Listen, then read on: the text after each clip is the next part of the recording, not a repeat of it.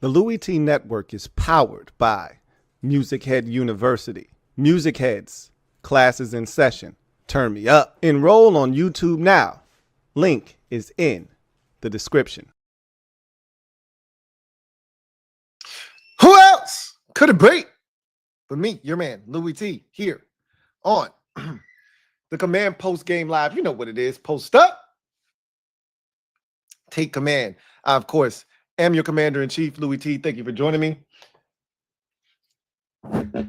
Is this not what you've come to expect from the Washington Commanders? I felt like that game that we just watched encapsulated everything about this 2025 season about the Commanders. Like, you got it all in one game.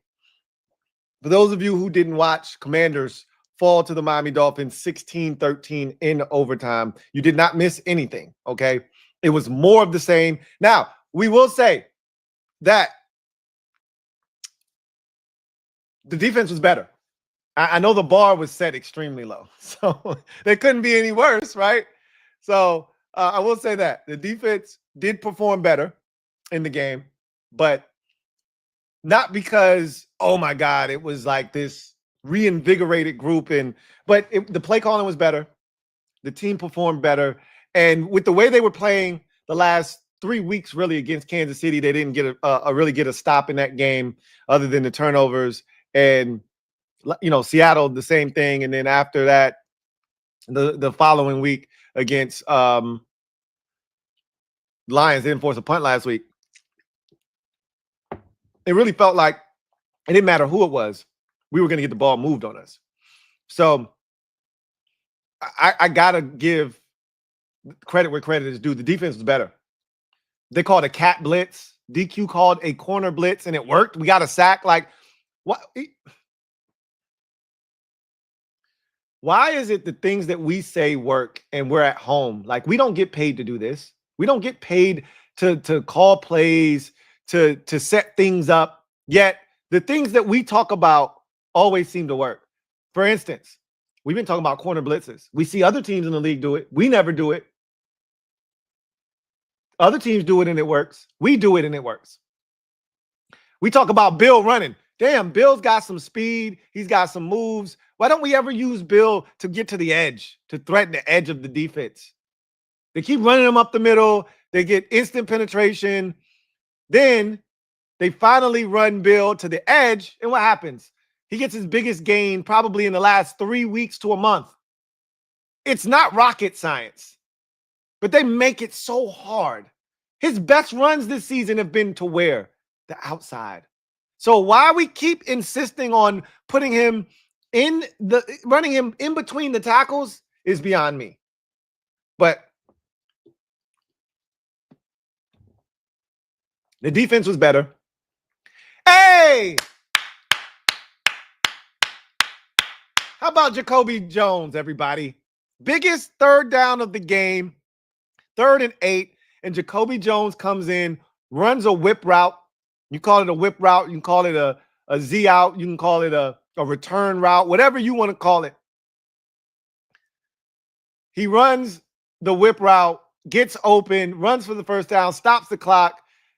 Hey, Jacoby Jones, everybody. All right.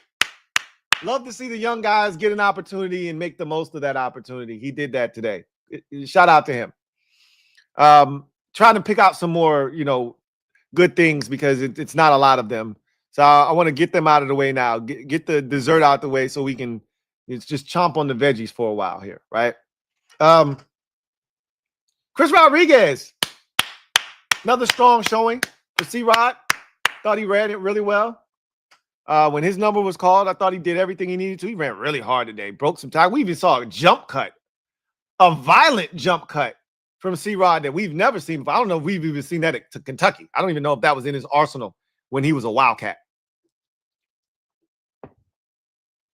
So, let's see. Jonathan Jones had the sack, as I mentioned. They benched Quan Martin. Okay, hey, that's progress. Time for us to stop making excuses for dudes who are ass, and let's live in our truth and reality. Quan Martin is not a part of the solution. He is a problem. Treat him as such. They benched his ass at the end of this game. Nothing was wrong with him. He's standing right behind head coach Dan Quinn on that final possession of regulation. Nothing was wrong with him. They just benched him in favor of Darnell Savage. Good for them. Sick of Jartavius Martin out there missing tackles and making a mockery of the secondary. Get him off the field. Glad they finally had the balls to do that. Bobby Wagner with the 4th down stop. Hey, how about it? Bobby with a pass deflection on the 4th down. What about Javon Kinlaw? Making some big plays, including a 3rd and goal stop that forced the Dolphins to go for it on 4th down, and they did not get it. So overall, we can laugh about the defense's improvement. We can say that, oh, well, it wasn't Seattle's offense. It wasn't Detroit's offense. It was just the Dolphins. Don't play that game, because all of us were saying that they're going to kick our ass. They're going to kick our teeth in. We can't stop Waddle, which we didn't. 120 rush yards, another 50 receiving. He did exactly what I thought he was going to do. 170 yards of total offense for him. Did exactly what I thought he was going to do. He didn't score, though. He didn't score. Waddle was a non-factor in this game. Had 2 drops, never touched the end zone, never came close to touching the end zone. So we can't sit here and play that game now. Oh, the Dolphins suck. No, we weren't saying that on Thursday or Friday when we were making predictions, when I saw some of you saying that they were going to run up the score and score 40 or 50 on us. Hell, I thought they were going to score 30. I had them scoring, I think, 31, 34, something like that. I thought it was going to be a shootout. Personally, neither team could score. So got to credit the defense for going out there and playing the way that they did. Now that that's out of the way, let's get to all the bad. And these are things that have plagued us all year. That's why I said this was the microcosm of a Commanders season, a game in 2025. This game right here, because it had everything. Let's work our way in reverse. Let's start at the very end of the game. Poor game and clock management.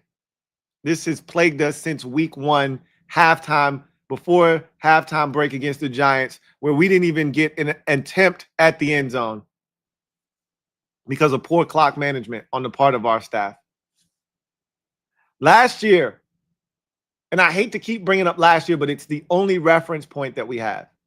Last year, the thing that was so refreshing about this team, one of the things that was so refreshing, was that this team was aggressive at every turn. They attacked success. They wanted the football. They wanted to be aggressive in those spots to score. They weren't thinking about what the other team had from a timeout standpoint, or could they get the ball back, this, that, and the third. They weren't worried about that. They were only worried about, can we score? Can we score?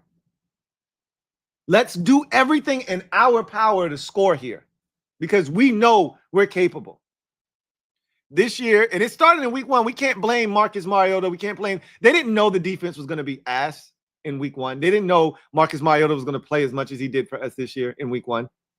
They were just awful from the word go.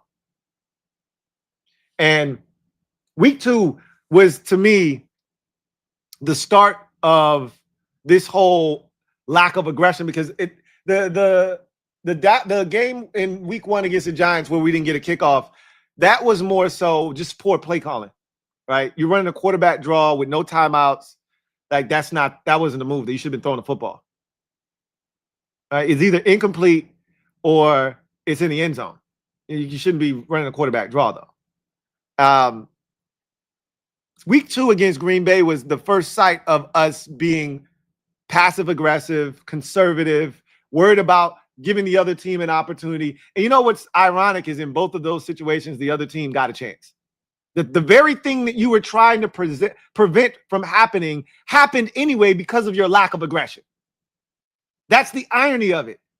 And you would think they would have learned from said lesson back in week 2 when they decided they had all these timeouts, which they didn't use. Why? Because they were more concerned with burning clock so that Green Bay didn't get a shot than saying, we're going to use these timeouts to be aggressive, attack the football field, and try to get down as close as we can, either for a field goal. To hell with a field goal. You had 3 timeouts. Go score a touchdown. You got the timeouts to do it. They wanted no parts of a touchdown. They were cool with kicking a 54-yard field goal that night against Green Bay.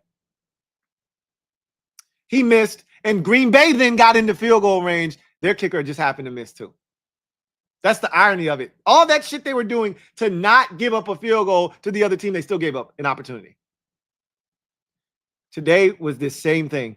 You're starting this drive at your own 1-yard line after a bold decision, which I thought was stupid on the part of Daniel, to go for it on 4th down when you can just kick the field goal. This offense isn't getting into field goal range, and their kicker's not making a kick. Kick the field goal, which they ultimately did in overtime any goddamn way. Could have saved us the extra 15 minutes that we had to spend waiting for overtime, coin toss, kickoff, a Mariota interception. All that shit could have been avoided if you'd just kicked the field goal in regulation. But anyway, I digress. You get stopped, you even lose a yard. So you got 98 yards of real estate in front of you. And I'm thinking they're going to be conservative here because they're lined up in the shadow of their own end zone, right? Our own goal post. Yeah, they're going to run this. Nope. Mariota drops back the pass, finds Debo wide open. Debo gets about a gain of 30. I'm like, shit, let's go. Let's go. We got him. We got him on our heels. Nope. Next play, they run the football. What are we doing? What are we doing? You worried about Miami's timeouts now? This is what you're worried about. Okay. You're worried about them getting the ball back. Cool. So they run the football. Miami uses the timeout. Then after that, Miami then finds their way to, we get another big game. Now, again, we are conservative here. Mariota throws an incomplete pass. It's 3rd and 8, right? Then all of a sudden, you get Jacoby Jones in the game. He runs the whip route. He catches it. He gets the 1st down. He goes out of bounds, stops the clock. You got everything you need to go be aggressive. The next play, now you're basically in field goal range. You're at the Dolphins' 40-yard line. You should be very weary of the fact that your kicker isn't good from 50 plus. Hell, he's not even good from 48. You need to be thinking, we need another 15 yards. That's how you should be treating this. You should be treating this like it's a wet, windy, very poor weather conditions day, and we need to get as close as possible. Not, well, shit, you don't have Brendan Aubrey. You're not in field goal range at the 40. Yet, the next play is a run so that the Dolphins so the clock runs, so the Dolphins don't get it. Who cares about the Dolphins? You should be thinking about winning the game. They run it, get 2 yards, clock's running. They throw it on 2nd down. It's incomplete, stops the clock. Then they chuck it 58 yards down the field to Chris Moore, of all people. Incomplete, and now you're kicking a 56-yard field goal. You can't make this stuff up. You can't make this stuff up. I mean, this is unbelievable that they thought that type of execution late in the game was going to win you anything. Then they trot Matt Gay's sorry ass out on the field for a 56. Who thought he was going to make that kick? Raise your hand if you thought Matt Gay was going to send the Commanders home happy with a 56-yard game winner. Who thought that? Because those guys on the bench clearly thought he was going to make. He had already missed from 52 earlier in the game. But somehow these numbskulls on the sidelines thought he was going to make a 56-yard field goal, send them home happy. No, you got what you deserved. You wanted to play conservative. You wanted to mangle the clock at the end. And you know the irony of all of this. They did all of that shit to make sure that Green Bay didn't have a shot. And they still got the ball with 11 seconds left. And if Jalen Waddle could catch, which he couldn't today, he would have caught that football, he would have gotten out of bounds, and they would have had a legitimate shot at a field goal. All of that to just give up a field goal attempt anyway, just like in week 2. This team is sickening. They're sickening. So that was your first cardinal sin, is poor clock/game management, again, from DQ and his staff. Just abysmal. play calling from Cliff, all of it. Garbage. Your reliance on an ass kicker that we've been asking you to get rid of since week 2 is asinine. It's beyond me that you're relying on a guy that hasn't made 2 kicks from 50 yards in a row this season. And this dates back to last year where he was awful from 50 plus. He hasn't made 2 straight kicks from 50. I don't know if he's made 2 straight kicks from more than 45 yards away this season. Forget about 2 straight kicks in general. He's had some chip shotters this year. That's the only time he's consistent. Extra points and chip shot field goals. But you want to rely on him to go win you the game. You deserve what you got. You deserve to be sick right now. You deserve to have this long, dreadful flight home. You relied on a guy that is one of the worst kickers in football. You got what you deserved today. And it's a shame because this is finally going to prompt change, I believe. They probably feel like they played well enough to win, which they didn't, but they probably feel like they did. And they're going to lie to themselves and say, well, if our kicker could have made a kick, we would have walked away with the win here, which is not wrong. But your reliance on said kicker is wrong, and you not getting rid of him, and not even not getting rid of him. You not even bringing in competition at any point this season for a guy that has been ass-tastic all year long. You got what you deserved. Then, as we continue to work our way backwards, right? So,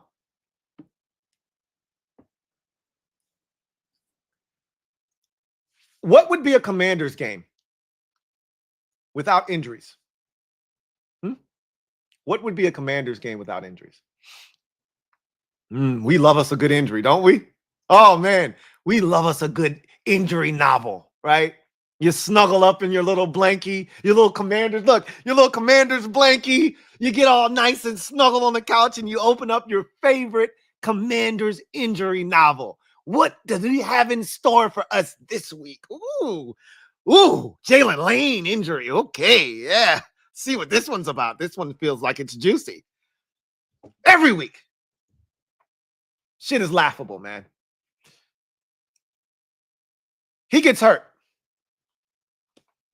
You're already down Luke McCaffrey, who would have been your backup, punt returner. So what do? You put Mikey Sainristil still back there. Hey, Mr. Reliable, right? Former college wide receiver. About to hear that one more time about a guy who drops an interception every other week. I'm going to vomit, okay? He sure doesn't perform like a former wide receiver. He looks like a defensive back. He's been infected with the DBs, right? He's got the DBs now. He used to be a receiver. He's a DB now because he can't catch shit. Tua threw it right to him in double coverage. Right here.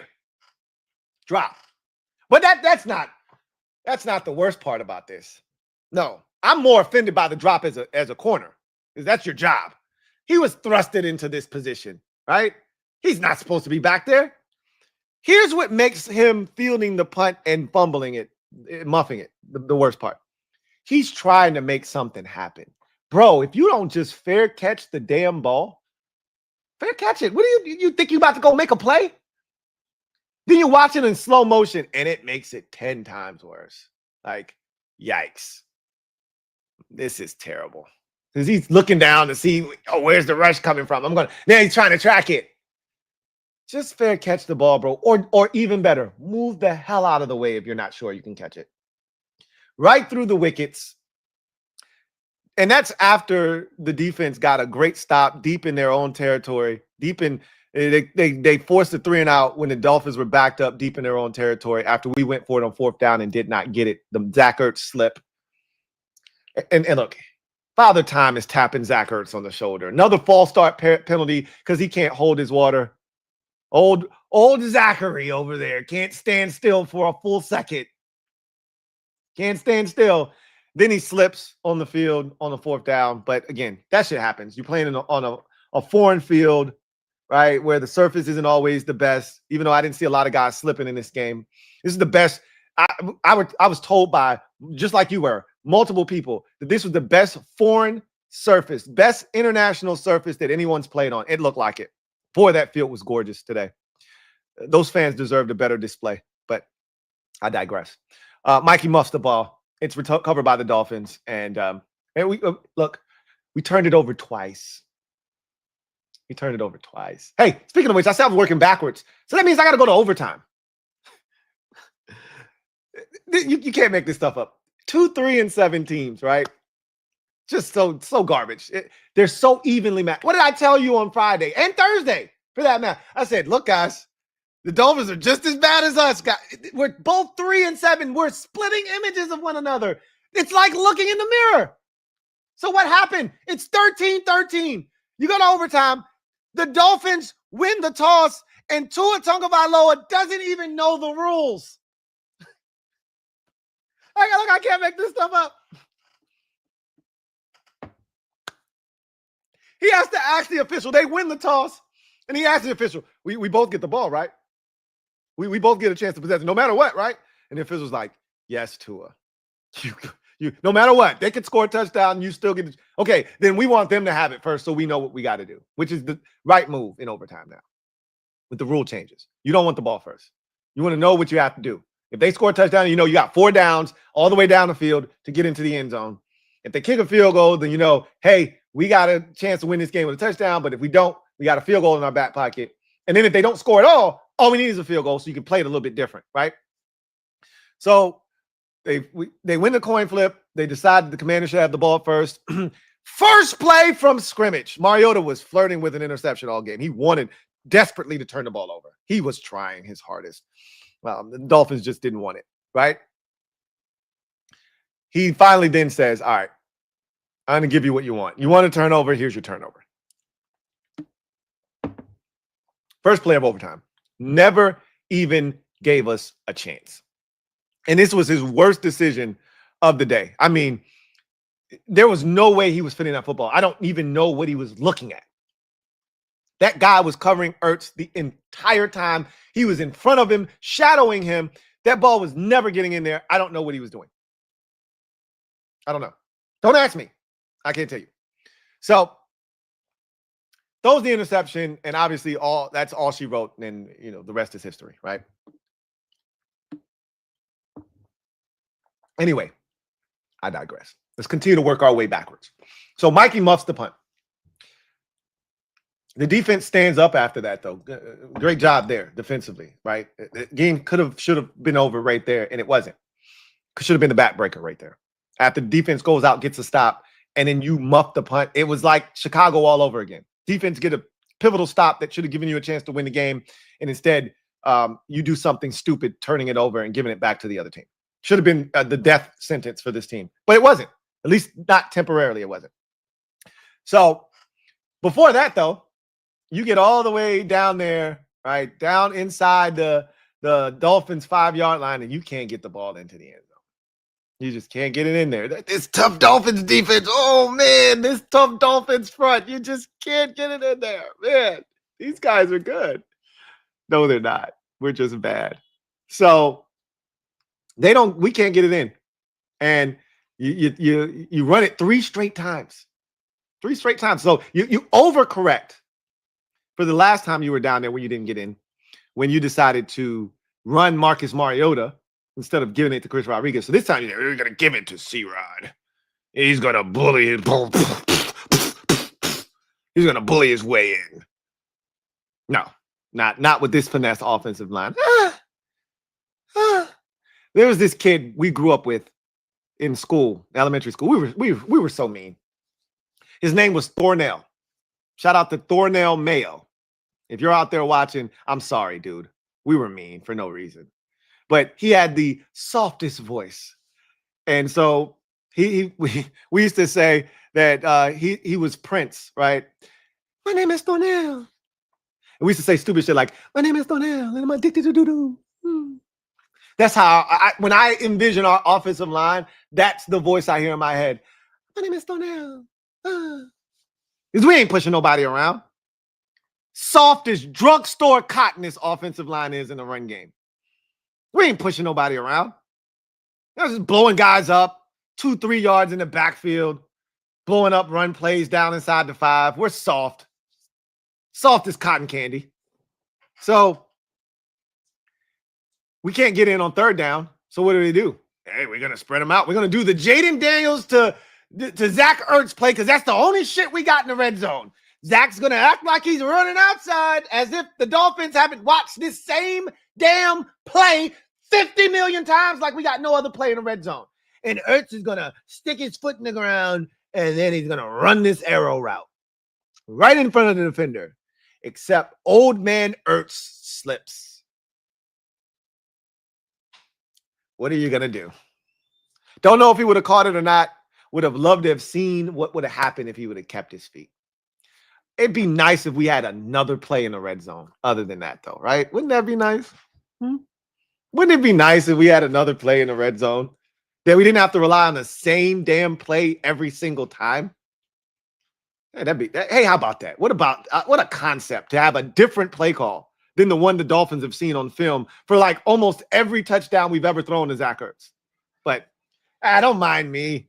I'm just venting about running the same shit over and over again. How many times have we seen the Deebo Samuel trips, the bunch formation Deebo Samuel's wide receiver screen that loses 5 yards? How many times have you seen that one this year? Raise your hand if you're sick of that one. Ooh, me. Ooh, right here, me. I'm tired of it. Sick and tired of it. Tired of that one losing 5 yards every time we run it. Don't want to see that one anymore. Anyway, so yeah, that happened. Didn't get the touchdown. You continue on in the game, and you just see opportunities for the Commanders to really pull away, right? You're up 13-6. And of course, what does the defense do immediately after taking a 13-6 lead? First possession of the second half. They give up a touchdown right away. Why? Why wouldn't they? Of course. What do I always ask for after a scoring drive? What do I call that, guys and gals? What do I call that?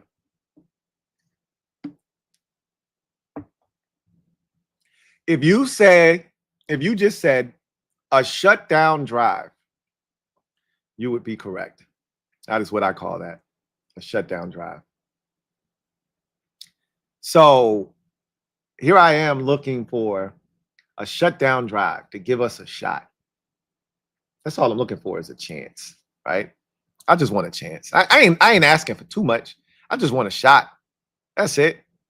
Just a chance at something, right? Something meaningful. Just a chance. And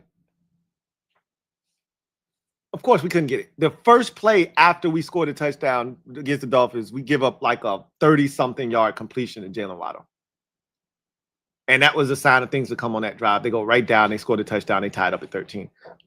It would have been nice to possess the football for once, just for once. Just once. Can we finally find a way to get a stop? After we take the lead from scoring just one time, I know that we can do it if we can just pull through just once. Just once. I just want to get a stop after scoring a touchdown. But of course we can't. Same defense. Same toilet, different shit. Same defense, different defensive coordinator, different play caller.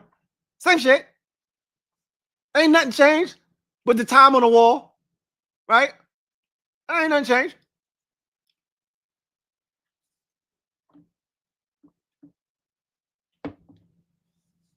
Hey, you should be used to it by now, right? Let's keep going through, though. We're not done yet. Hey, not done yet. So, early in the game, you've got an opportunity to get off to a fast start. You know, Dolphins are tripping on offense. They started the game off with a field goal on their opening possession. You know what they did? This is crazy, right? Check this out. What do bad teams do? You want to take a guess? 4th and 1. What does a bad team do? What does a bad team do on 4th and 1? Gonna go for it, right? Yep, going for it. Okay. Okay, let's see what you got. Before they even get a playoff, what does a bad team do? No, you're not going for it. You know why? Because you're going to have a penalty here. Pre-snap penalty. It's going to push you back to 4th and 6. Now you got to kick a field goal. That's what the Dolphins did on their first possession. You know what we did on our first possession? Wait for it. Wait for it. Come on. You'll never guess. So we get down on 3rd and goal from the 1. And we run Mariota on this stupid-ass speed option, right? It really is just quarterback power, basically. Just run him outside. Quarterback sweep, if you will. Because our offensive line is going to block someone. Right? Of course. That loses a yard. 4th and goal from the 2. Big, tough, strong guys. We're going to go for it. Yeah. Yeah. Except we're a bad team just like them. So what do you think we're going to do? Oh, yeah. False start on the running back. Ha! Top that, Miami. You had to delay a game. You just didn't get it off fast enough. We're going to move with a guy that has no business moving before the snap, the running back. Ha! Bet you didn't see that one coming. Now we're going to kick a field goal to match your field goal.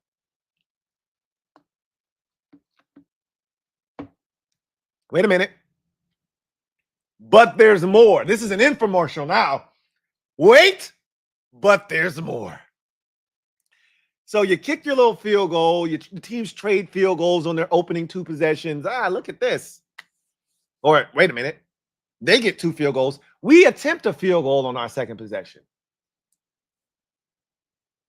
But do you make it? Hell no, you don't make it because your kicker is gay. That's why. So you miss. Hey, pipe down all you, Me Tooers out there. You pipe down all of you, His name's Matt Gay. Relax. He is gay.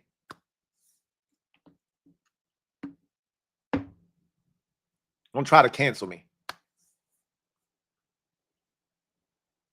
He misses the kick.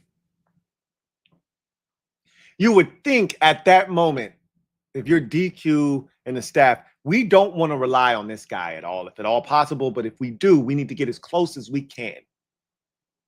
That would set the stage for later in the game, where your $5 million a year, 1 year kicker, highest paid 1 year salary for a kicker in NFL history, 1 year deal, highest paid 1 year deal for a kicker, which is why I think he's still here, by the way.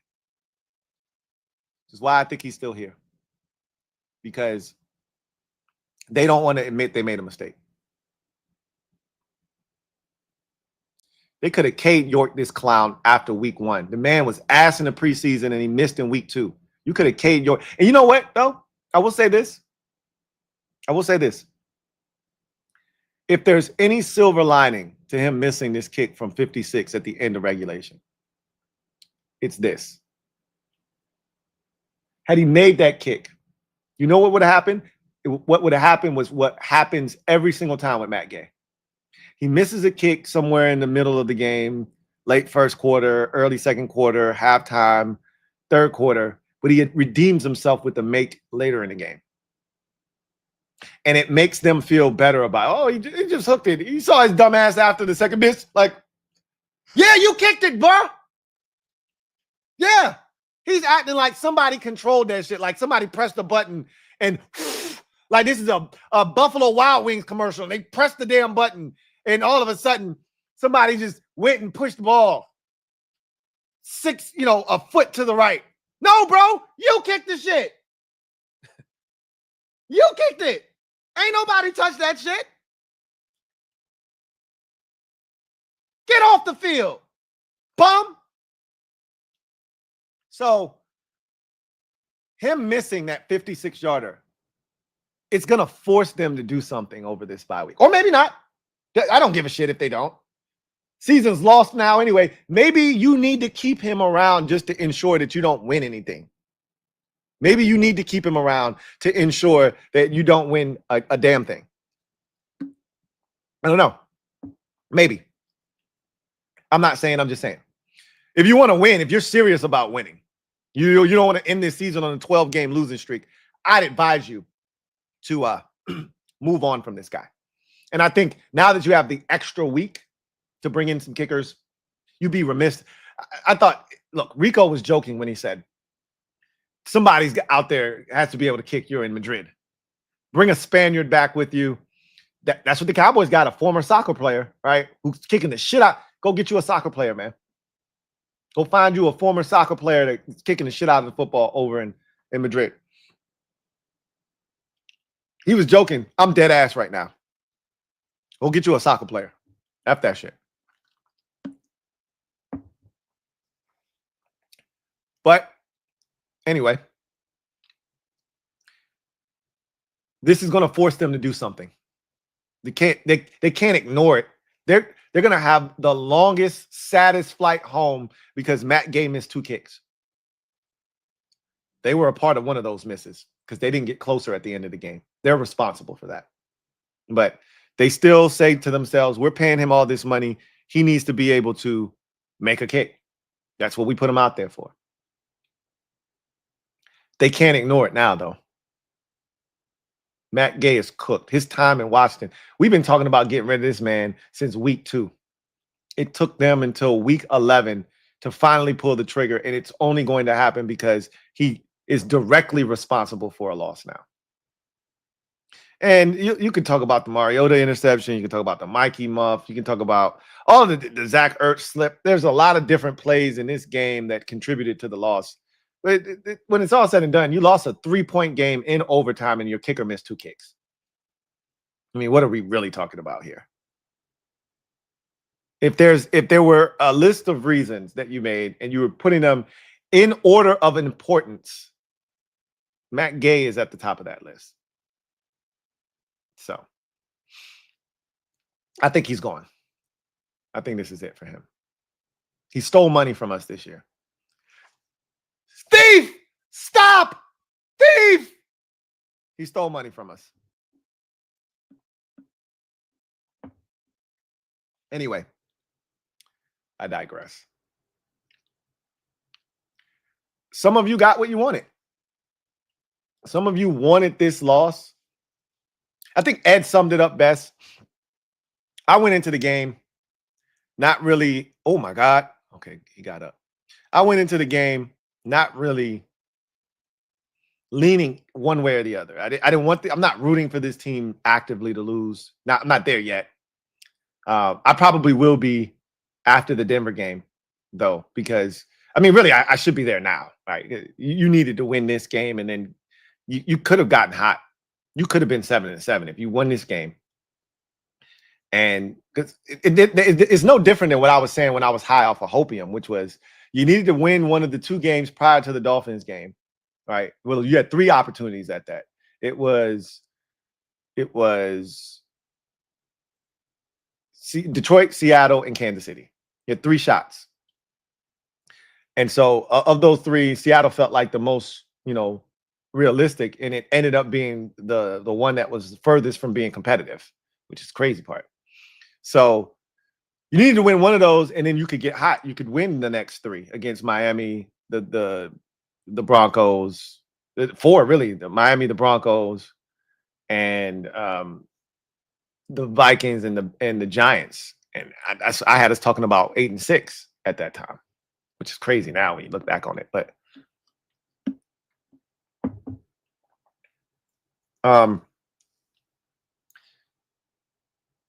those of you who were rooting for a loss, you got what you wanted.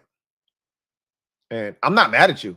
As a matter of fact, let me take this time right now to wag my finger at the so-called true Commander fans out there who are just incredulous at the fans who are rooting for losses. Get off of your high horse. Stop that shit, okay? Stop it. We all want the same things, okay? You just go about it differently. I talk about this all the time. you have no right to call someone a fake fan, this, that, or the third, because they want what they think is best for this team. We all want the same thing. We all want to win. Okay. They just see a different way of achieving that and having long-term sustained success. This season isn't going anywhere. Winning isn't going to help us.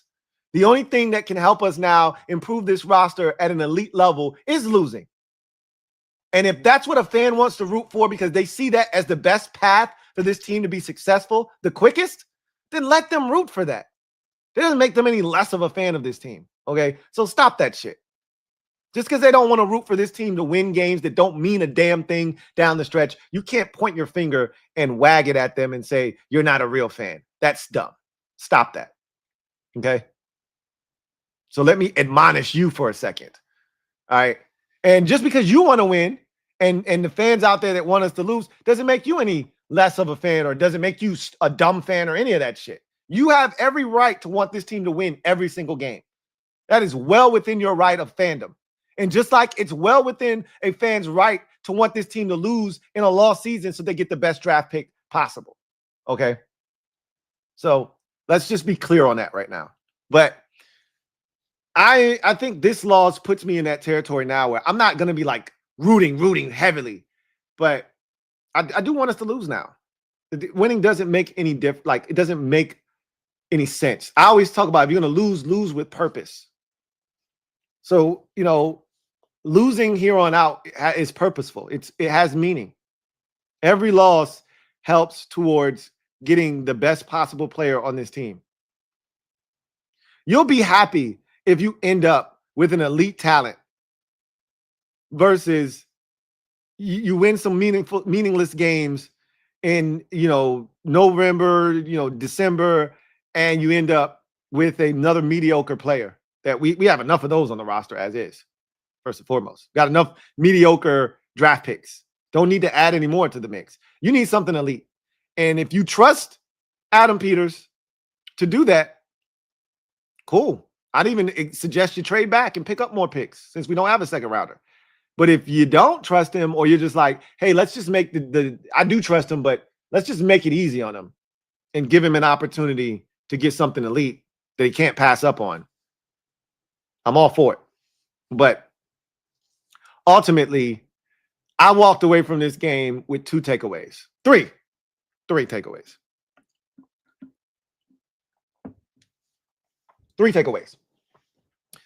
The first of which, one, the defense was better today. You can blame the Dolphins. Oh, again, you weren't saying that on Thursday. You weren't saying that on Friday. I saw 44-17s. I saw 45-21. I saw 52-17. I saw all kinds of weird, funky, nasty scores that the Dolphins were going to put up on us. So you can't do that now. Can't all of a sudden, oh, the Dolphins are trash. I was telling you all week the Dolphins are just like us. They're just like us. They're just like us. They're just like us. They're just like us. And nobody was trying to hit a shit. They still gonna dog walk us. We're hot dog water defensively. Okay. Now you can't change your tune all of a sudden. No, the Dolphins stink. This, that. No. We knew Tua was basic. We knew what they had on offense, and we thought they were gonna smoke us anyway. Like a mother effing pack of cools, and they didn't. So we're not gonna play that game. Defense was better. That's number one. Number two, you gotta find yourself a new kicker. I think that was apparent earlier. They were in denial. Now they're in a different stage of Commander's grief because you just lost a game that you should have won, or at least you think you should have won, but you didn't because your kicker missed 2 kicks. And then number three, this is another game in which I firmly believe that if Jaden plays, we win. And that is really the part of the season that stinks the most. Because I believe we beat Atlanta if he plays in that game, even though the defense was just awful. We left points on the scoreboard. We left points on the field, rather, in that game. We left points off the scoreboard in that game. And if Jaden plays, I think we beat the Falcons. We definitely win this game. Without question, we win this game. But he was hurt. And so availability is the best ability. Speaking of which, for those of you who felt like somehow a loss today was going to influence the staff not to bring Jaden back, you're tripping. He'll be back with the rest of those guys on Sunday, 2 Sundays from now. 2 Sundays from now. He'll be back along with Terry and other guys. So yeah, there's that. So let's get to our first. Well, let's get to a read. Look at the skill game. Brought to you by Sleeper. Come back on the other side and we'll get to the comment section, see what you guys are talking about. Then I'll get you out of here. The skill game brought to you by Sleeper. All right, so Sleeper is a fantasy sports and real money gaming app that focuses on bringing people together through sports and gaming. Sleeper has become the fastest organically growing fantasy platform in the world with over 10 million active users in 2025. If you are not one of those active users, here's a chance to become that. Click the link in the description of this video. That will take you to where you can download the app. Make sure that Sleeper is available in your area. It's available in over 30 states in the U.S. Once you verify that you are who you say you are, they're going to give you $20 free for becoming a member of the Sleeper family.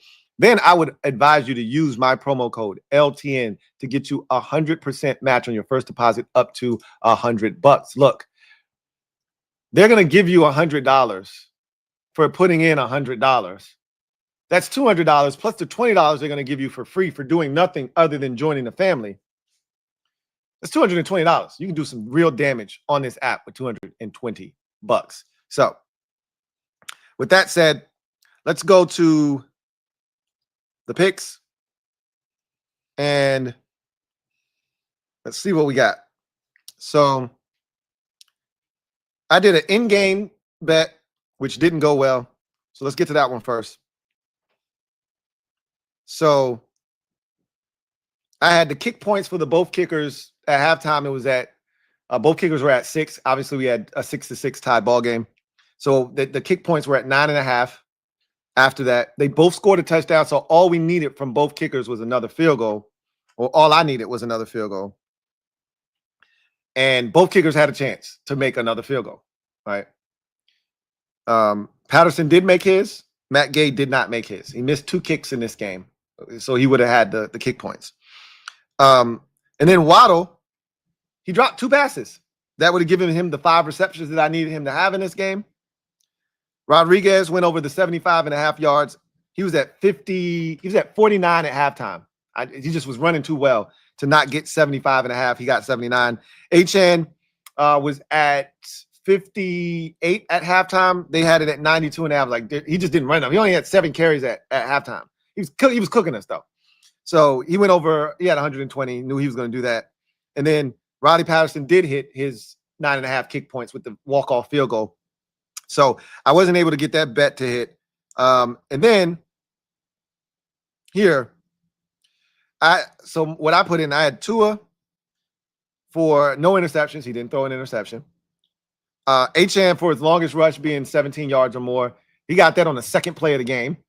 So that was taken care of. Waddle, I just knew he was going to tear us up. The first play of the game was to Waddle on a little dig route. It was for like 15. I was like, yeah, he finna have a field day today. He really was a non-factor. Malik Washington, I thought they would throw it to him a lot more. They threw it to him 3 times. I needed him to have 4 receptions. And then Mariota, I had him for 2 touchdown passes. And we got down there enough times. We got down there plenty of times, and he just wasn't able to get it done. Him and Cliff and the offense wasn't able to get it done. So none of these came to fruition for the kid. It's all good. I wasn't tripping about it. So neither offense. For like the third time, I don't consider this prime time, but this was a standalone game. So you go back to Monday Night Football with the Eagles and the Packers, and then you go to the Thursday night game that week, and you got 3 games where there's hardly any offense. So it's hard for these things to hit if there's really no offense in the game, right? So anyway, I just want to take a look at some of my active ones just to see, because I'm not watching the games right now, so I don't know what's actually happening. See if any of these are actually coming to fruition. So, nope, touchdown. I didn't know who scored the Carolina touchdown. It wasn't Rico Dowdle. Kamani Vidal hasn't scored. I'm watching the Jacksonville game. James Cook hasn't scored. Josh Jacobs hasn't scored. So, yeah, all of those look like, all right. So, Bryce Young, I got him for the under on the pass yards. That's actually a lot more than I was hoping he would have at this point. Caleb Williams, rush yards, he's going to get there. I got less pass yards for Cam Ward. Hopefully he stays under there. And then all I would need was Slayton got to get busy. He only got no catches right now in that game. It's still a close game, though. We'll see if he can get going at some point, get some catches here. And then James Cook needs a rush touchdown. I think that Buffalo game has a chance to be high scoring. So this is a $10 bet that could win me $1,860. So I need some things to start cooking up there in order for that one to hit. But in any event, as you can see, a $10 bet could win me $1,800. You can win a lot of money betting a little bit, as you should all know. So shout out to Sleeper for sponsoring this stream. And once again, use the promo code LTN to get you 100% match on your, Lord have mercy. That's a Bryce Young throw, isn't it? Yeah, that looked like that had to be every bit of 50 yards. Yeah, my ticket's cooked. Yeah, this is like a little slant. This is exactly what you don't want. Yeah, a little dig route. Boop. About a good 50 on that. Yeah, I'm cooked. Anyhow, that's going to do it for the skill game brought to you by Sleeper. The skill game brought to you by Sleeper. So let's get to the comment section, and then I'll get you guys out of here. Probably tired of seeing my face today, especially if you were watching me over on the Commanders Kings channel.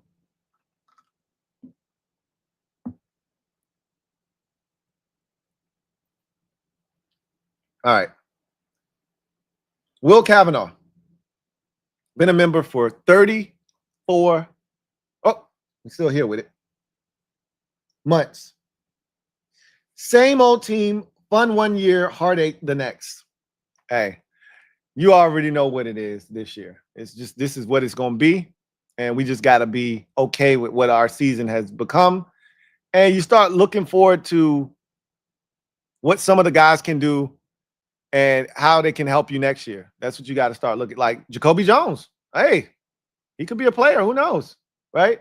You start looking at guys like that and seeing if there's some, that's why I say at some point you got to start emptying the practice squad and letting some of these young guys play. I thought Jordan McGee looked good today. A couple of really nice open field tackles on Devin Achane, who we could not tackle when there were 4 or 5 guys around him. He got yards when he looked like 5-6 yard loss, and somehow he ended up with a 9-yard gain. Like, we made Devin Achane look like, which he is one of the best backs in football, but we made him look like all world. So again, this is a situation where you want to see the young guys get opportunities. John Perez, thank you for the super chat. Greatly appreciate you. My guy, JP, thank you for being a member of the MOBB, who writes, I'm over this season and the entire staff. Give them all their effing walking papers and don't let Jaden play another game for these losers. You said you weren't going to do the fire everybody thing. You said that. You said that. They pissed you off today, huh? They're not going to fire everybody, and everybody doesn't need to be fired. But what they do need to do is they got to figure some things out.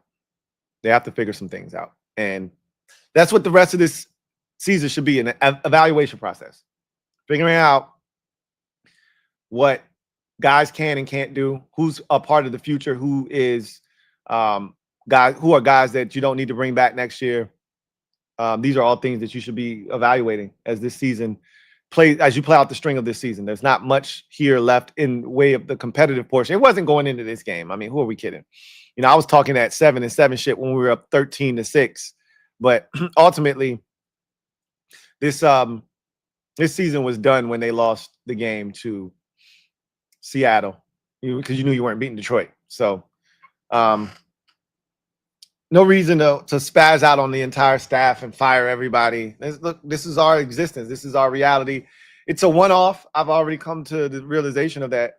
Now you got to fix it next year. Like, if next year looks anything like this year, that's when you got to start saying do we have the right people, including the general manager? We got to start questioning. And Jaden's playing whether you want him to or not. I don't want him playing either, but he's going to play. So you just got to wrap your brain around that. He's going to play. Always happy. Thank you for the super chat. Greatly appreciate you. Always happy writes, remember, we passed on DeGene for Muffin Mikey. Yeah. Hindsight is 2020, but yeah, we absolutely did pass.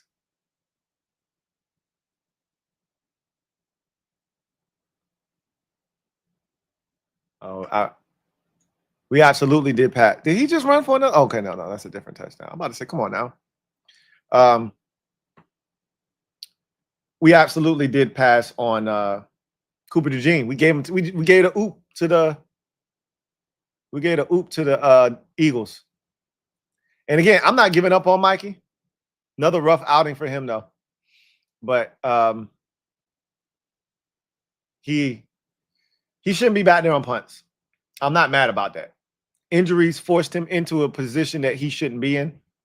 But what I am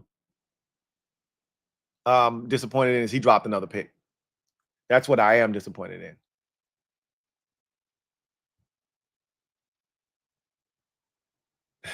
Hey, that's what it looked like when you give an offensive lineman the football. Darnell Washington just running like he was playing with little kids. That's crazy.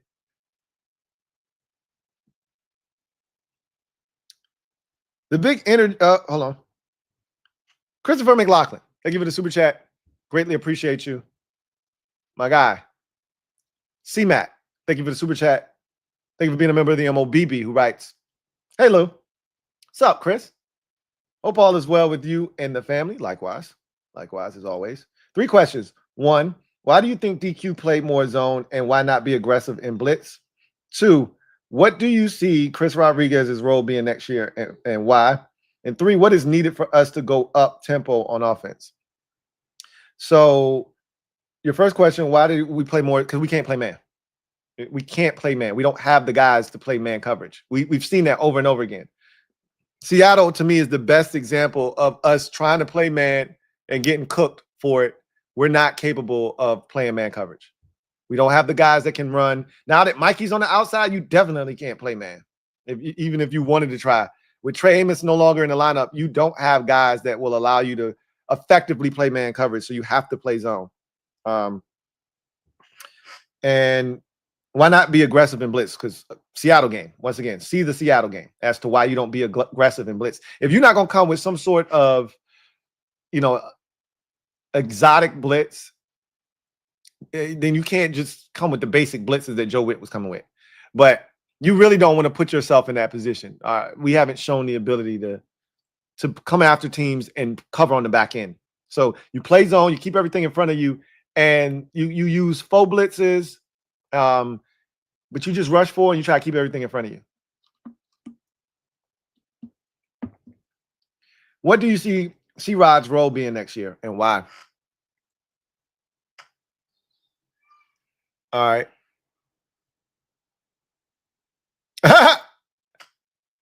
Was that a pass?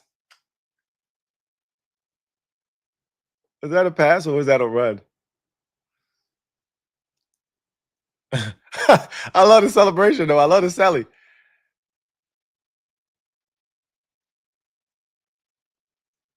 Yeah, it's a pass.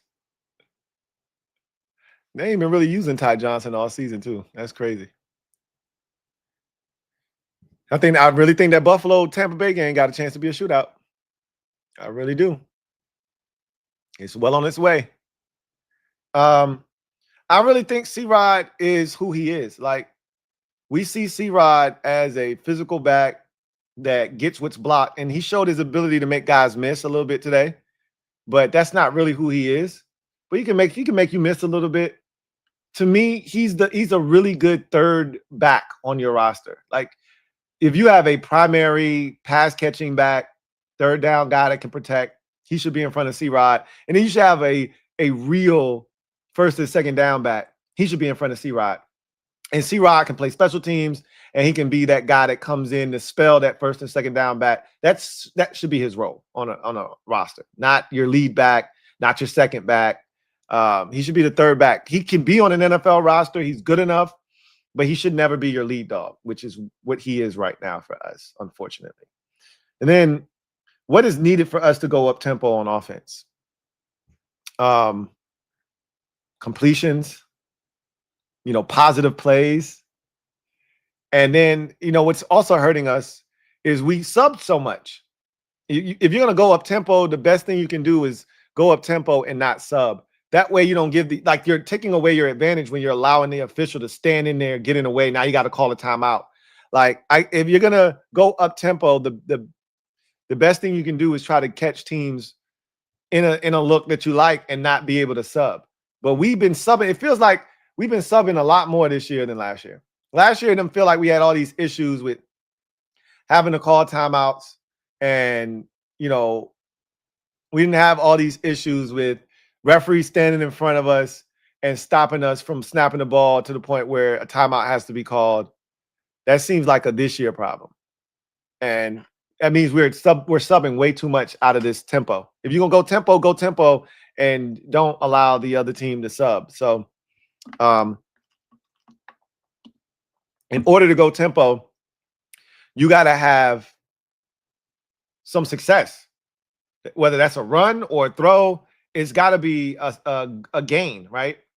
Can't go tempo on. You can, but it don't make any sense. You can't go tempo on an incomplete pass.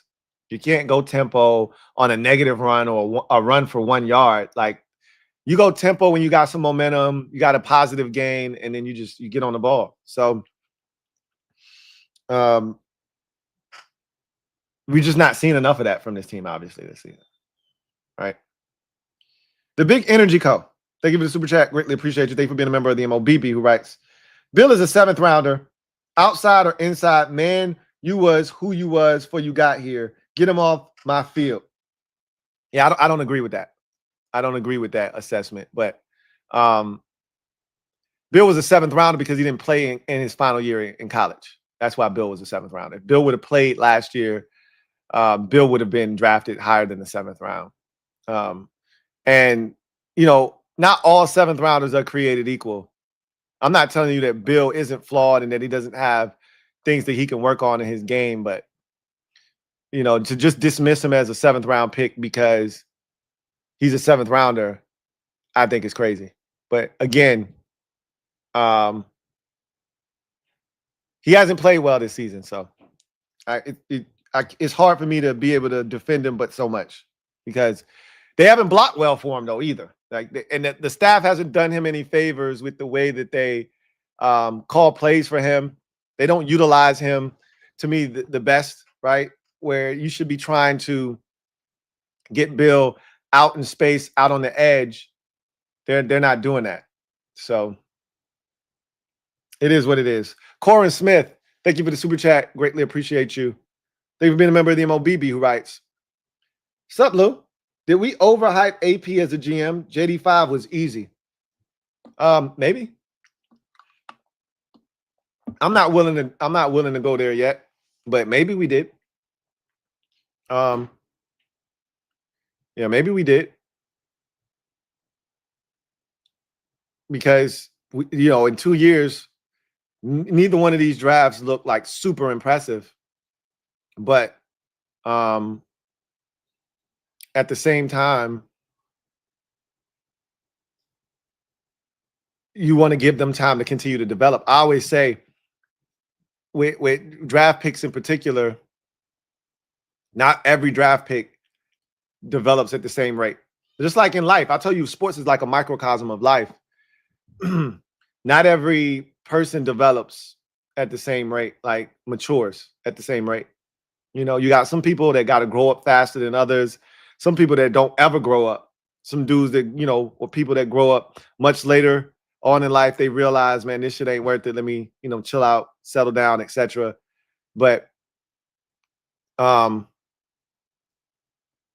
you just never know who's gonna blossom in you. Like Johnny could just explode next year. We a lot of y'all giving up on Johnny. I ain't gonna hold you. Johnny ain't shit.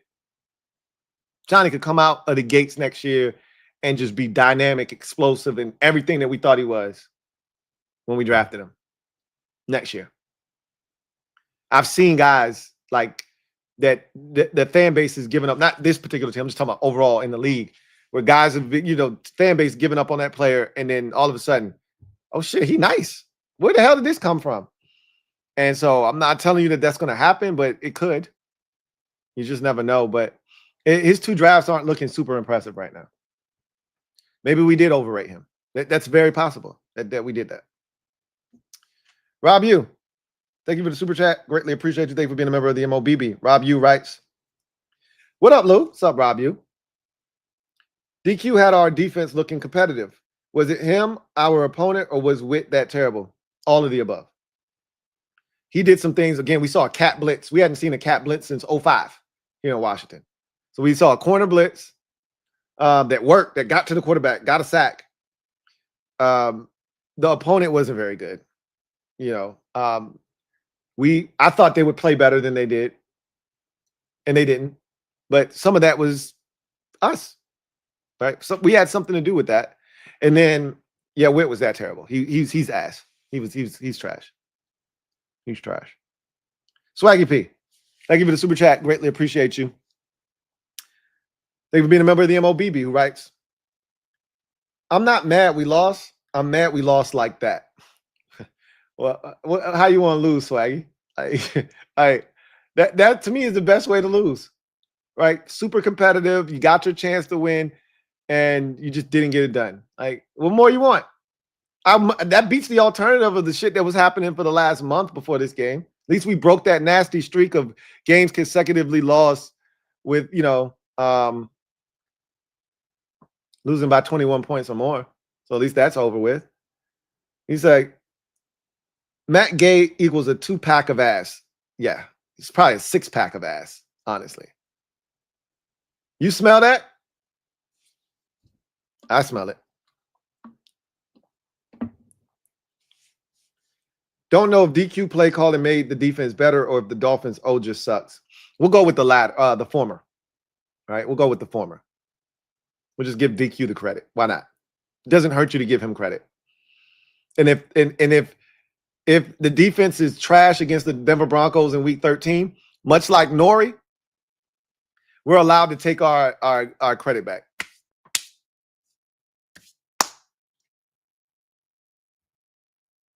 All right. We allowed to take the DAP back. So we can give him credit. And if the shit isn't warranted after the bye week, we are allowed to take it back.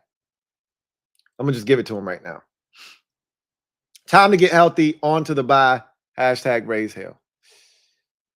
Yeah, just enjoy the bye, man. Enjoy the bye week. Enjoy the bye. Don't allow this team to stress you out.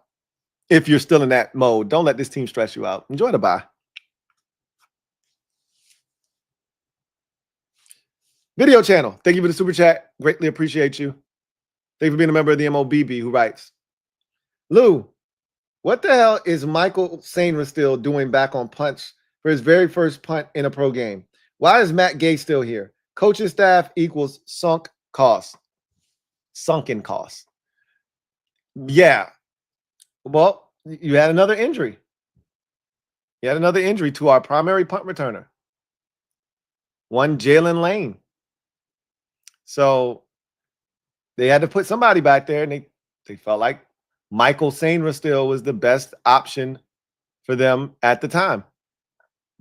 Clearly didn't prove to be the case, but that's what they thought. The better question, the more important question, the more impactful question is, why is Matt Gay still here? Because he should have been gone.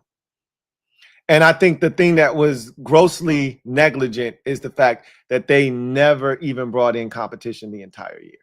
They've never done it. At least that was warranted. And to never bring in competition is, like I said, pure negligence on their part. Rob you. Thank you for the super chat. Greatly appreciate you. Double up. Thank you for doubling up. Who writes? I think Connolly will be fine, and I still believe in Samer still, but his regression on the defensive side is truly baffling. Yeah, it's just one of those years where everybody stinks on defense for the most part. Like, you know, there are very few guys where we say, you know what, he's been a bright spot in an otherwise dark season on either side of the ball. There hasn't been one guy. You know, Jacob Martin had another side today. He's probably one of the few guys that you look at and say, I actually like what Javon Kinlaw, Eddie Goldman in his limited role, what he's been asked to do. Those are guys that I feel like have stepped up this year. But ultimately, it's not a lot of guys that you look at and say, maybe Chris Paul, right, in his role. And, you know, Laramie Tunsil is Laramie Tunsil, so that's not surprising to me. But ultimately, I just think there aren't a lot of guys that you're excited about. And Samer still kind of fits in with this defense. They bench Jartavius Martin today. There's a lot of bad going on.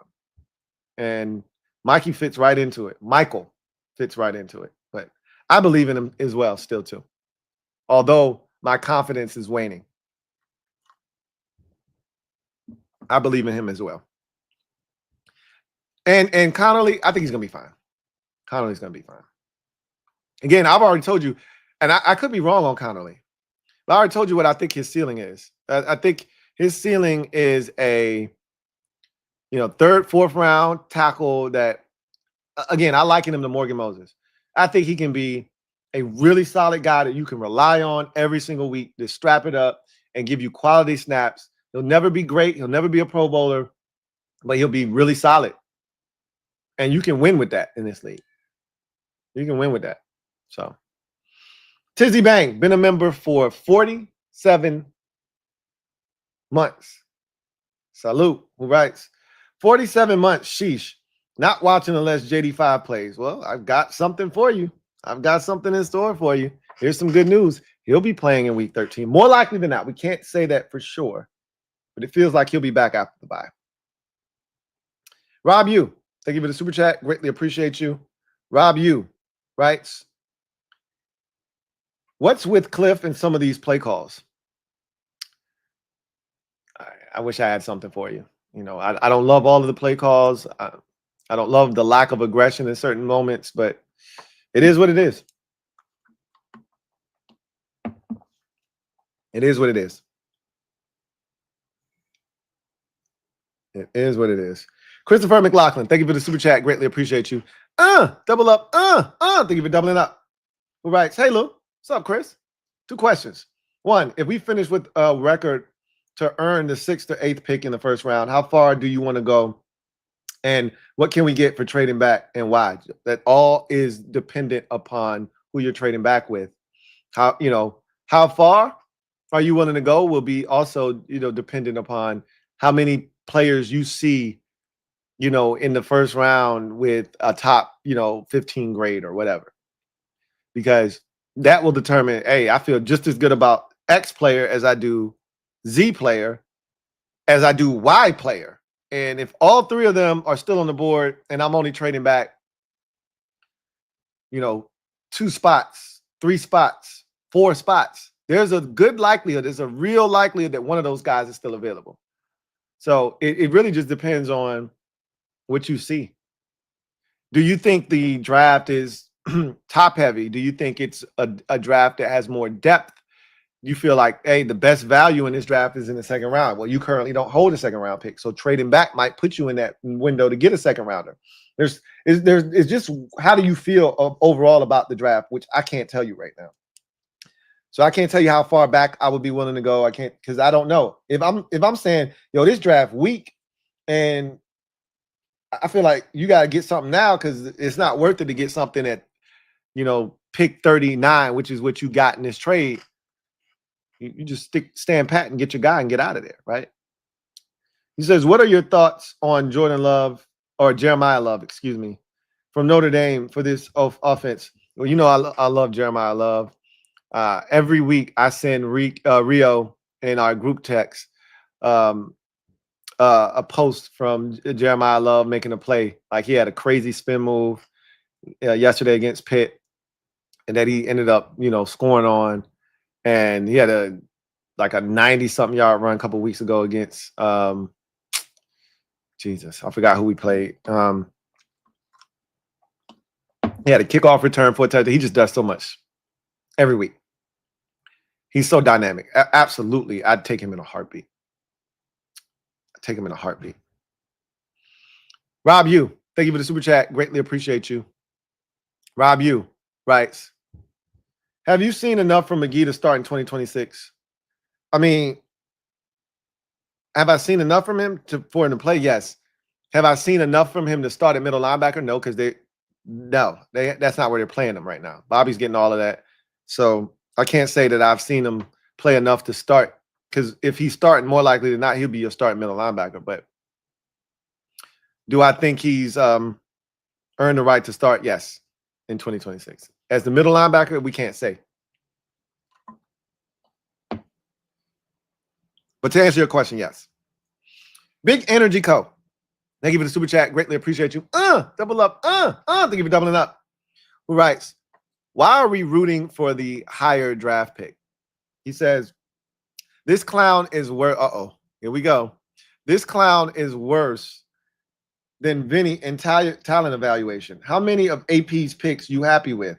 Hashtag Chef P strikes again. Again, you got to ask yourself where you at with like, that's a real conversation. That's a real conversation. Where are you on Adam Peters as an evaluator of talent? Because right now the picks they're not moving the needle nearly enough.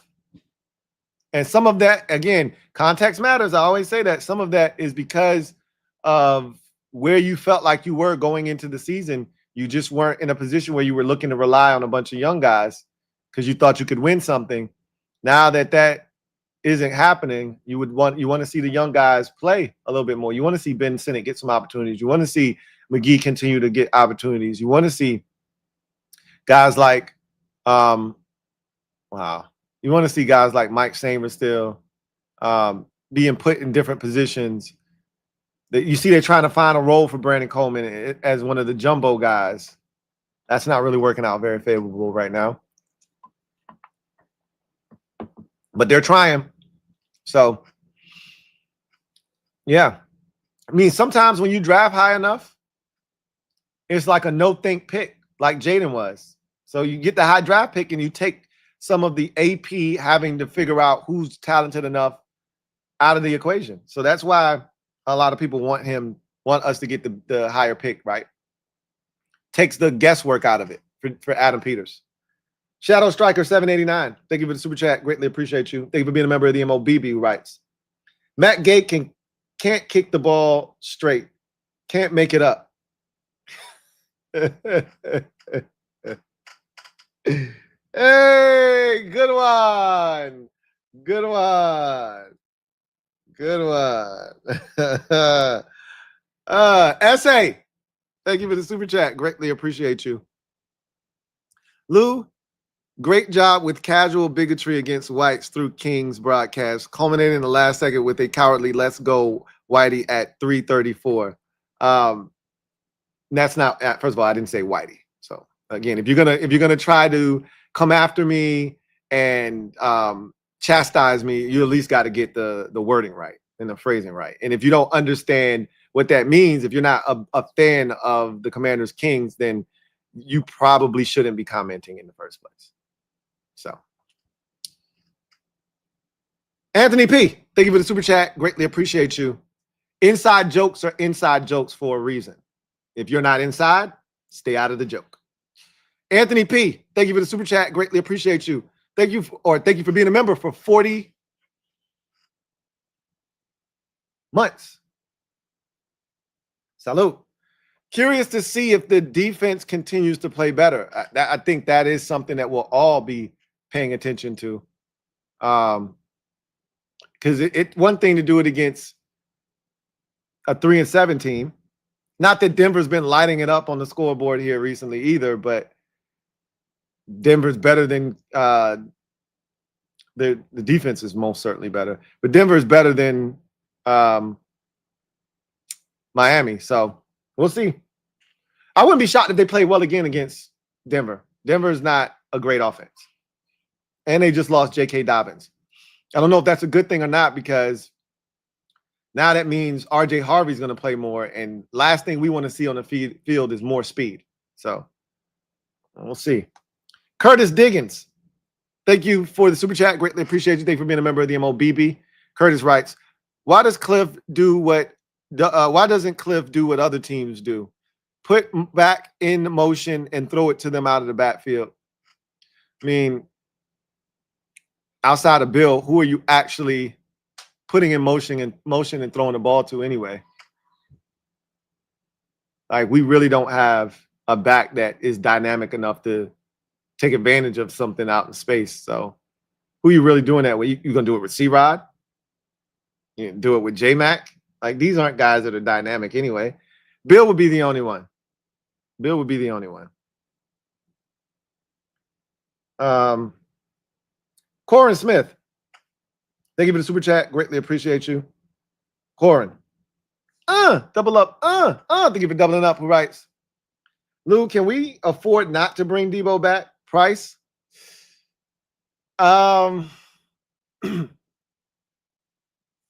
Yes, the price is going to be very important. Because I do believe there is a scenario where you don't bring him back. Also, I do think we're at the point of the season now, and if there is one silver lining to bringing back Terry, Jaden, all of those guys, Noah, is to see what it could look like, because it'll help you assess whether or not, like, Noah is not coming back regardless. I wouldn't, touching that with a 10-foot pole. That's what Jacoby Jones's role will be next year. Or even Traylon Burks, right? Somebody else will take his spot. But you would love to see what Debo, Terry, Jaden all look like on the field together and get a good 3, 4, 5 game sample size to kind of get a feel for, is this something that we want to bring back, and hopefully everybody's healthy next year and run it back again. Because right now you don't know. You never got to see it. I talk about this all the time as a Grizzlies fan.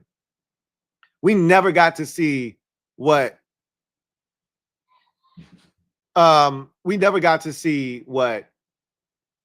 Marcus Smart looked like with that core of Desmond Bane, Ja, and Tripp.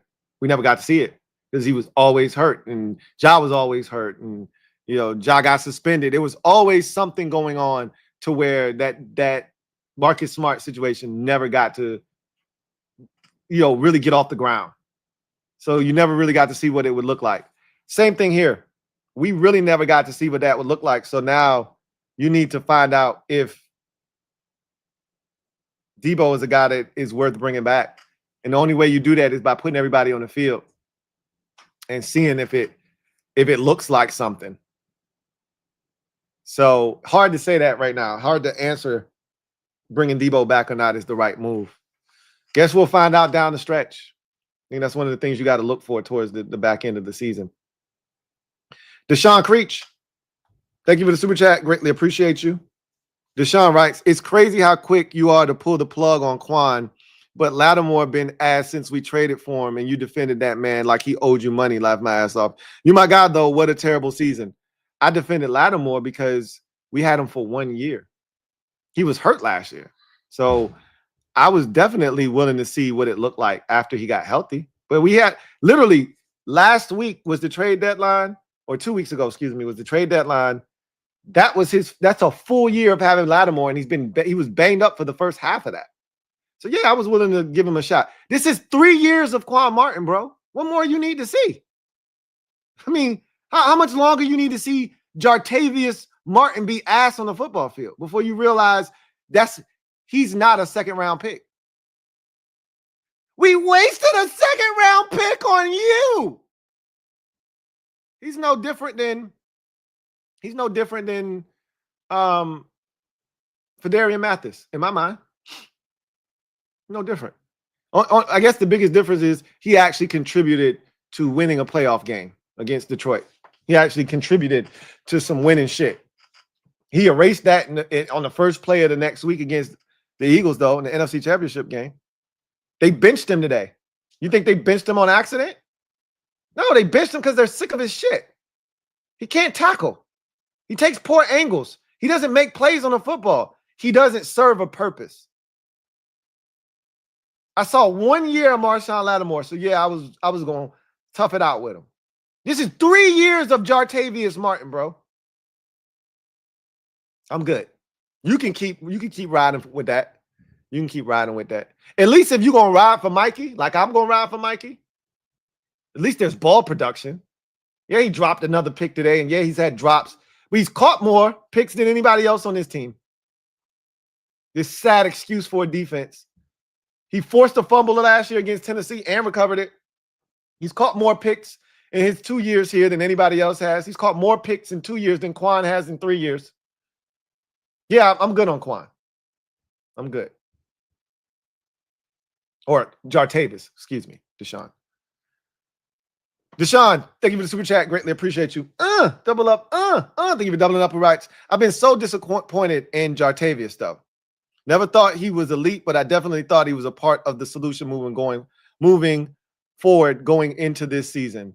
They all made us feel like he was a part of the solution. They told us that he was really good. They told us that, he caps runs and he's got, the type of athleticism they look for, and he's a run and hit guy. They told us all of that. Our eyes told us something else, but we told ourselves and we lied to ourselves saying, well, shit, we're going to give Quan another opportunity because it's a different system. It'll be the first time in Quan's career where he's had the same coordinator for back-to-back years. So I was excited for him. I was excited for him this year. First time in his career, he's going to have the same defensive scheme, same play caller for back-to-back years. Let's see what he does. And now we know nothing. They got it wrong. Not this group. This ain't their stuff. But they co-signed this stuff, though. They vouch for this stuff.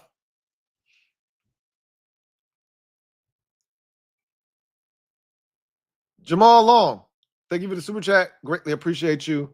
Jamal writes, hey, Louie, long-time lurker.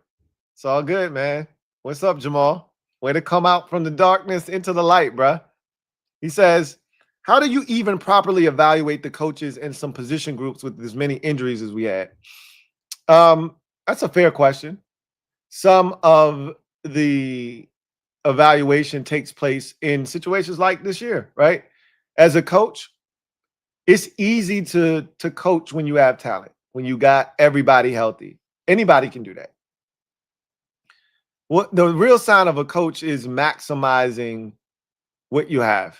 Like if this defense were underperforming, but just slightly, you would say, you know what? This is a hell of a job, given all the injuries that we have.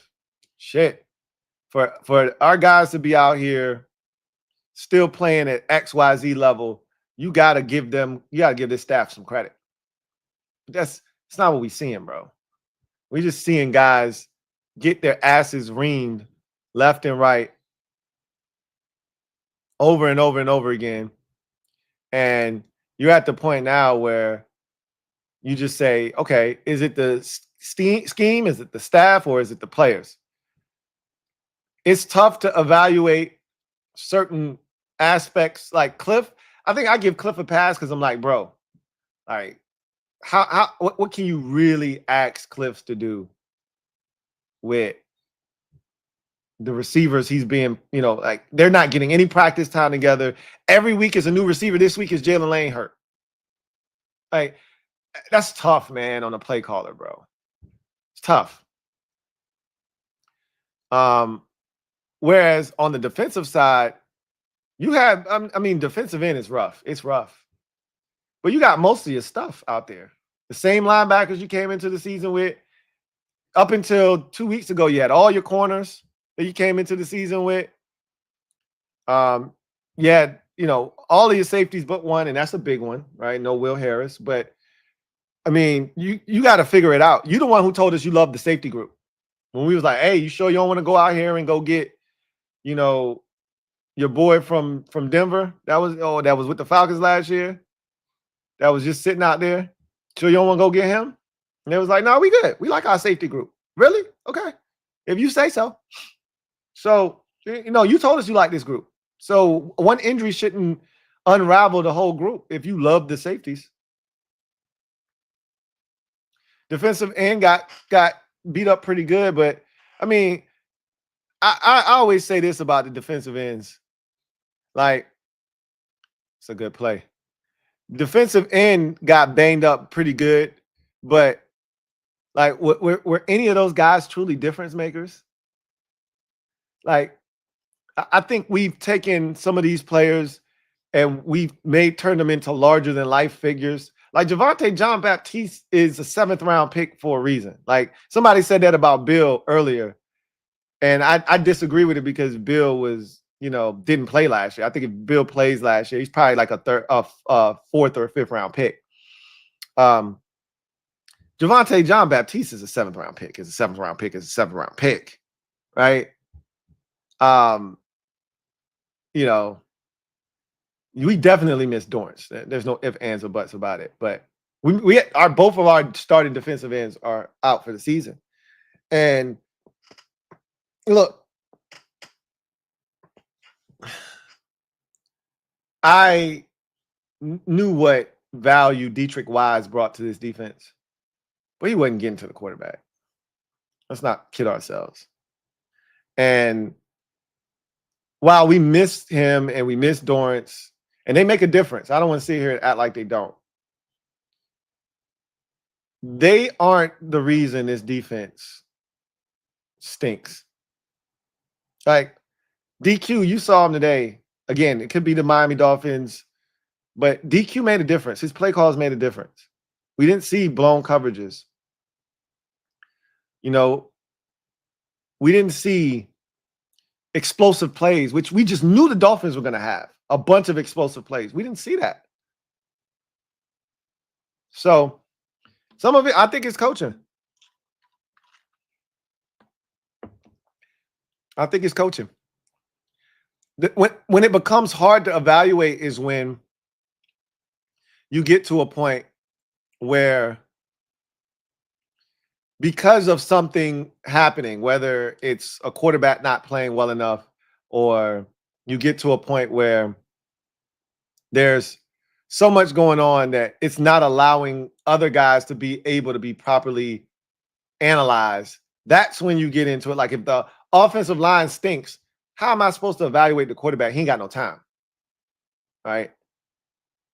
Like something has to directly affect it. Like, and yes, edge rusher did, but you still got like the 2 defensive ends and the safety. That's 3 guys out of 11.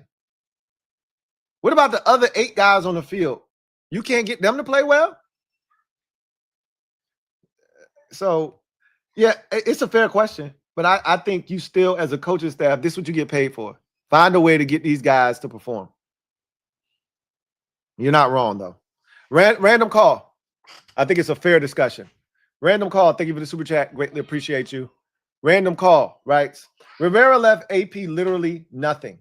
Fans crashing out would feel better about AP if they applied the context. AP started at ground zero, let's be honest.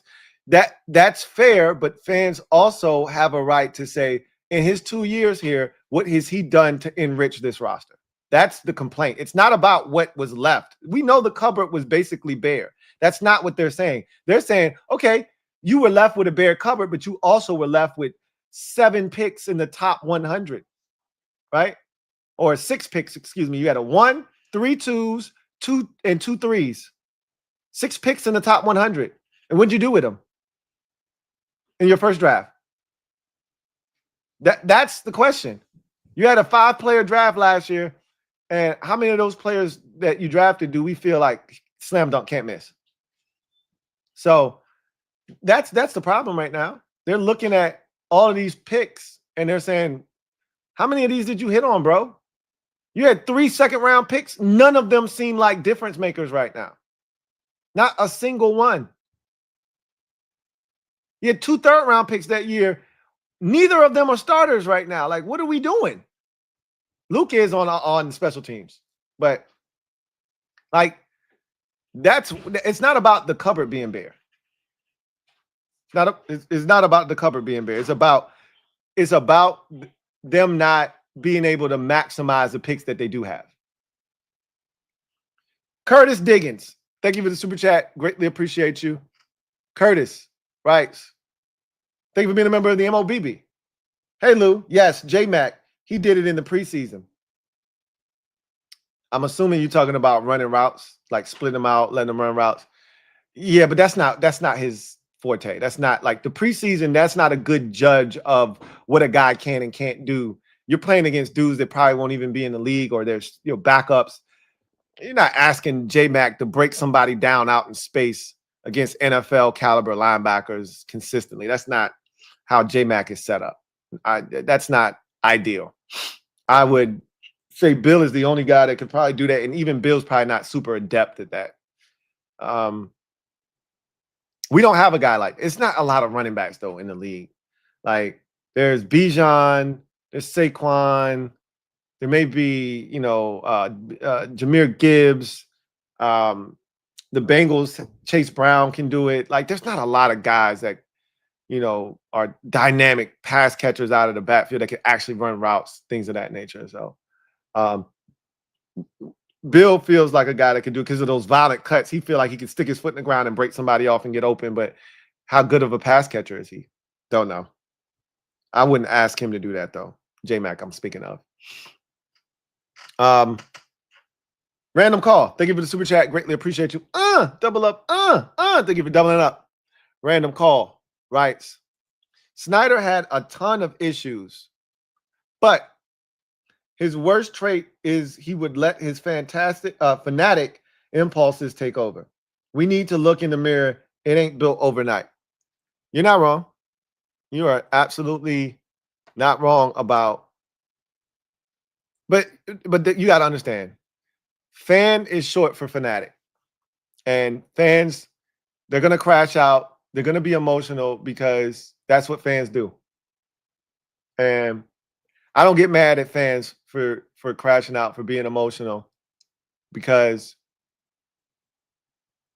at the end of the day,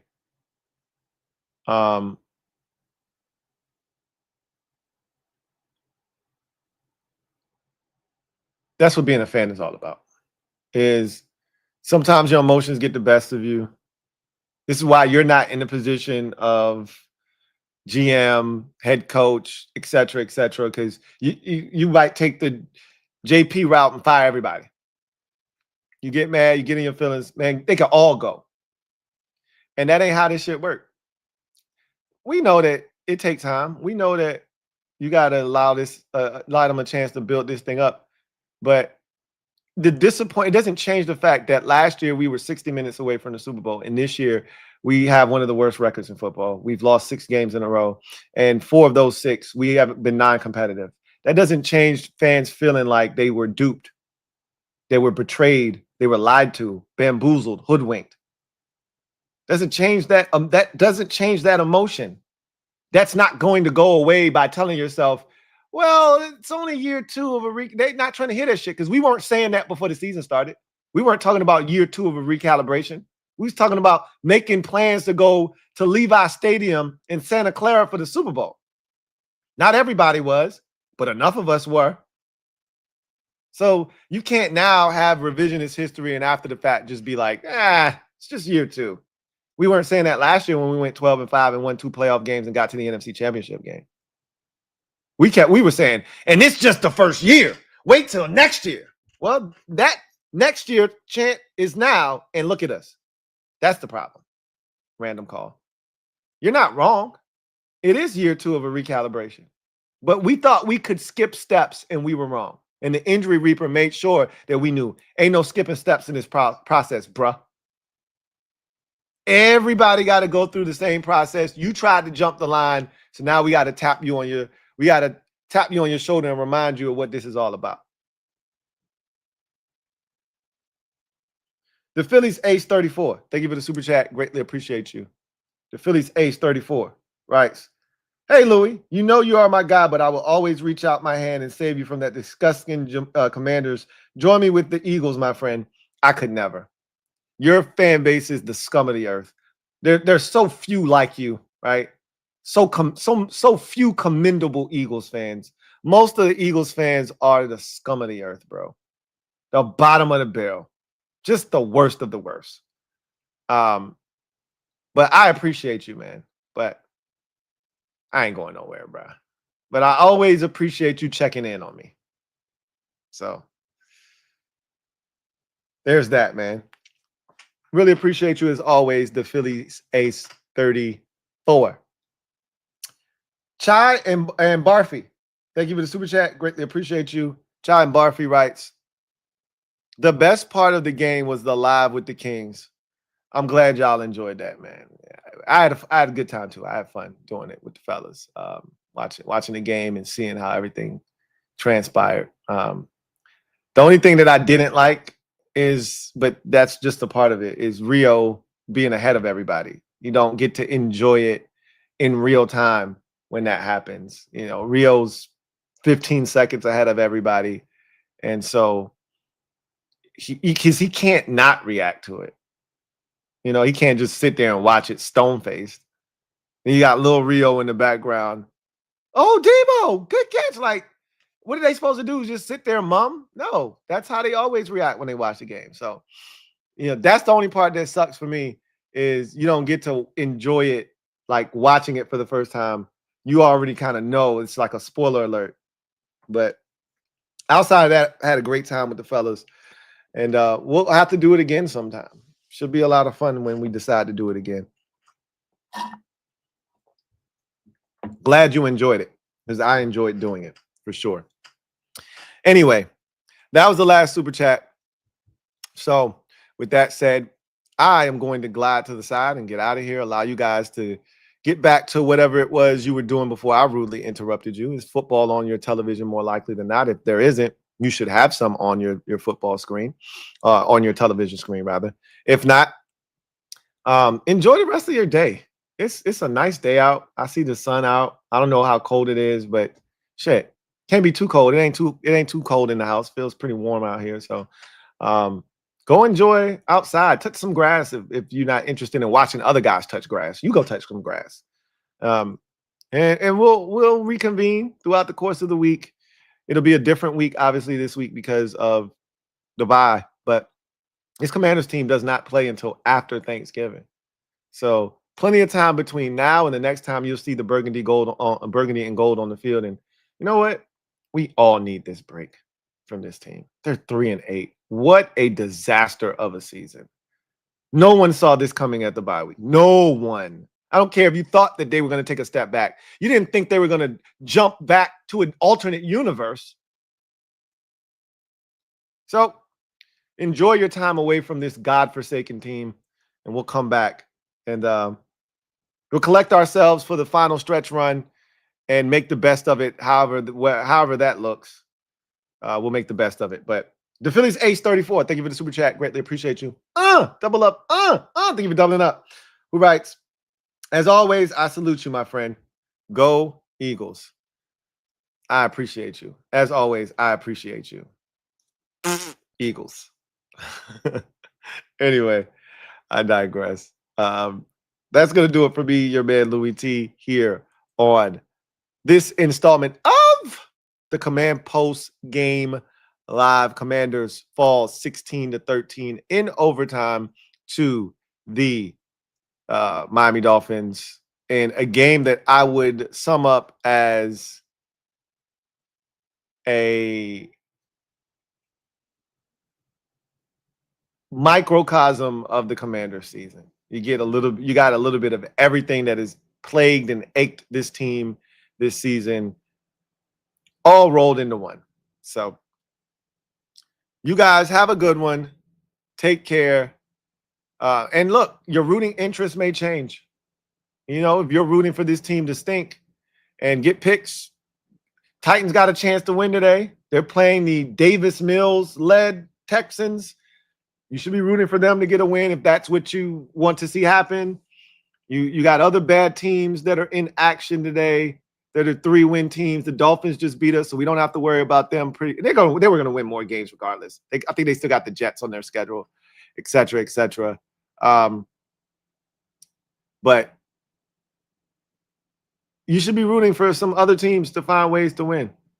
There are other teams out there that stink and have a chance. The Giants are in this. You should be rooting for the Giants. Why the hell not? All right? Get them the hell out of the way. We play them later, so we will be able to dictate that. But shit, get them out the way if we can. They got a chance to beat the Packers. So anyway, I digress. You guys get out of here. Enjoy the rest of your day, and I will see you guys next time. Peace. We got Eagles and Lions tonight. If you're interested, I'll be here. You know where to find me.